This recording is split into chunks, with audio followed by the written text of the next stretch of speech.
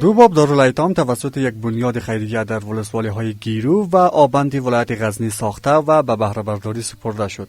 به گفته مسئولان این دارالایتام‌ها به ارزش 5 میلیون افغانی ساخته شده و هر کدام ظرفیت 150 دانش آموز را خواهد داشت که در مجموع برای 300 دانش آموز یتیم زمینه آموزش فراهم خواهد شد. مسئولان می‌افزایند که تا به حال در ولایت غزنی برای 800 دانش آموز یتیم زمینه درس و تعلیم فراهم شده است. نن الخیر خیریه بنسټ په آبان ولسوالۍ او ګیري ولسوالۍ کې د دوو دارالایتامونو د افتتاح شاهد و چې الحمدلله په آبان ولسوالۍ او ګیري ولسوالۍ کې دوه دارالایتامونه افتتاح شول. په دغه دارالایتامونو کې هر یوه کې یو نیم سل یتیمو زده کوونکو ته د زده کړو زمینه مساعدېږي.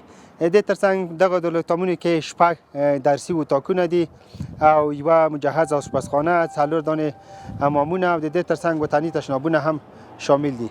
الخیر خیریه بنسټ پلان لري چې د غزنی ولایت اړوند ولسوالیو کې نور هم لا کوښښونه وکړي څو هغه بې سرپرسته یتیمان چې په کلي او بانډو کې دوی بې ځایه ګرځېږي او د زده کړو زمینه نه ده ورته مساعده شوې او د دوی په هیله ارمانونو باندې خاورې اوړي، هغو ته د زده کړو زمینه مساعده کړي، هغه دې ته ورته علمی مرکزونه ته راولي او دوی خپل هیلو او ارمانونو ته ورسوي. در همین حال اطفال یتیم و همچنان وارثین این اطفال این اقدام را به دیده قدر نگرفته و میگویند که پیش از این به مشکل جدی مکان معیاری برای آموزش روبرو بودند.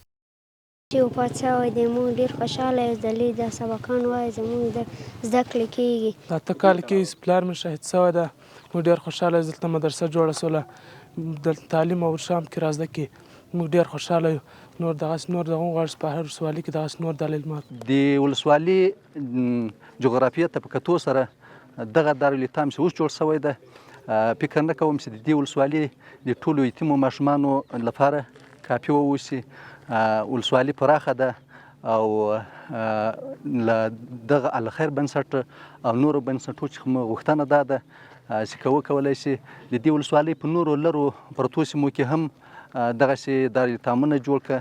قابل ذکر است که بنیاد خیریه یاد شده در ولسوالی‌های خوگیانی و زنخان نیز دارالایتام ساختند و به گفته مسئولان قرار است 2 باب دارالایتام دیگر در ولسوالی‌های گیلان و واقع است که کار آنها جریان دارد در آینده‌های نزدیک تکمیل و به بهره برداری سپرده شود.